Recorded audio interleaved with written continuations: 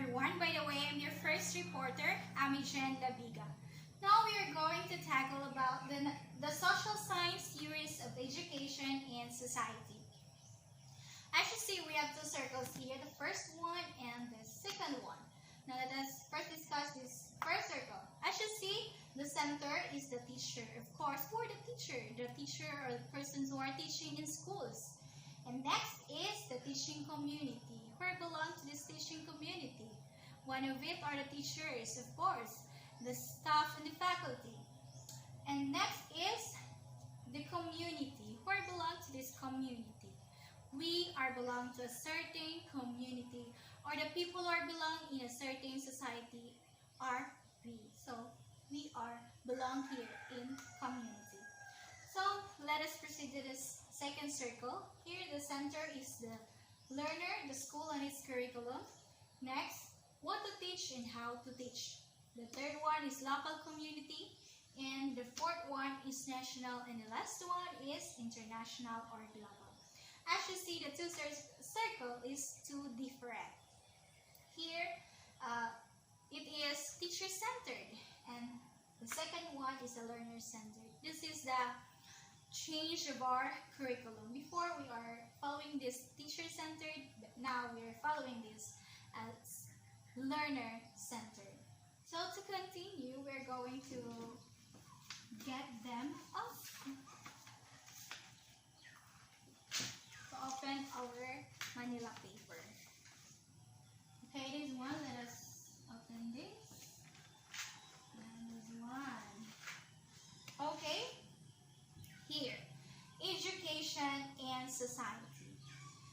It states here that society and schools are interdependent and provide bi-directional influence to each other. So what is interdependent? Interdependent means that dependent on each other. So the society and school are dependent to each other. And next, what do you mean by bi-directional? Bi-directional, it is a mutual relationship between related issues. So, this society and schools have a mutual relationship to each other. In what way? For example, who belong in the society? We, the learners. So, the learners or the students go to school to study, and the teachers will help them to be a good citizen in our society. To match for that, we're going to proceed this one. Three social science theories. Before we're going to talk the three social science theories, let us first discuss this one.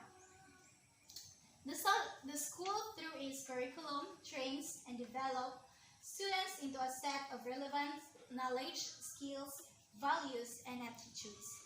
So it means that the school helps build the students into a better citizen, not just in the society, but to our country. Because the teacher gives them the knowledge, the skills, and values that they need to acquire to be a good citizen.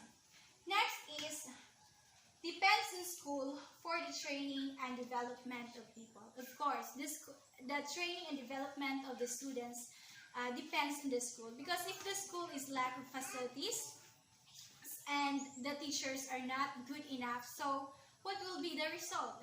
The learner can acquire those bad things, because if the teacher is not good enough, so they will learn not that much.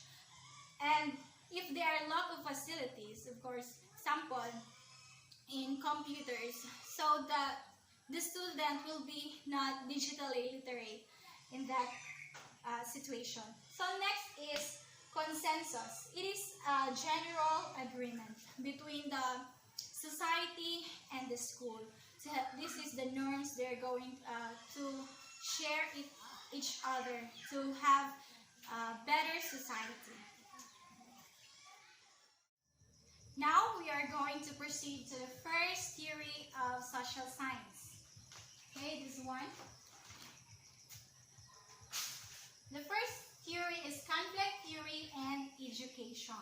So what is conflict theory? We're going to open this one. Okay, here it is. The conflict theory sees the purpose principles of education as maintaining social inequality and preserving the power of those who dominate society. So it means that social inequality refers to a lack of social equality where individual is in society do not have equal social status. And what do you mean by this? Dominate society. These are the group of people who wield more power than other groups. So in here, the conflict theory sees that there is social inequality between the poor and the rich. Rich people and poor people within a certain society. So now let's proceed to conflict model. So here it is. Okay. First is an equal social, political, economic structure. This is the issue. Next is pattern of inequality in the distribution of the scarce resources. Sample the scarce resources in schools, lack of facilities or book sample or mga technologies. Next is conflict. So through these issues or problems, so it results to conflict. So if there is a conflict, what should we do? So there is reorganization and change for the better. So here, Karl Marx argued that society is characterized by class conflict or the conflict between the bourgeoisie and the conflict between the bourgeoisie and the proletariat. What do you mean by bourgeoisie? Bourgeoisie is a middle class or the rich people. This what do you mean by bourgeoisie? This is bourgeoisie rather. And next is proletariat. What do you mean by proletariat? Proletariat is the lower class or the poor workers or working class.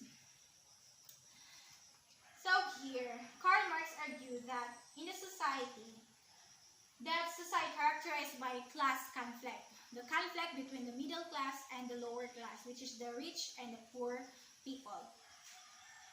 Example, in the school, there are schools for the rich only because the poor people cannot provide the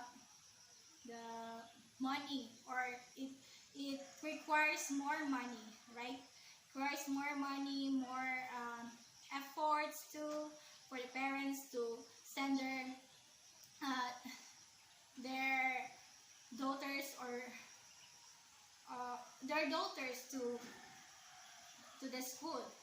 And so those poor people will send their daughters to the lower institutions, just like for the public the public school, not like the rich one that they're going to send their daughters to the, what do you call that one, like mga universities. That is the example. Okay, next we have here the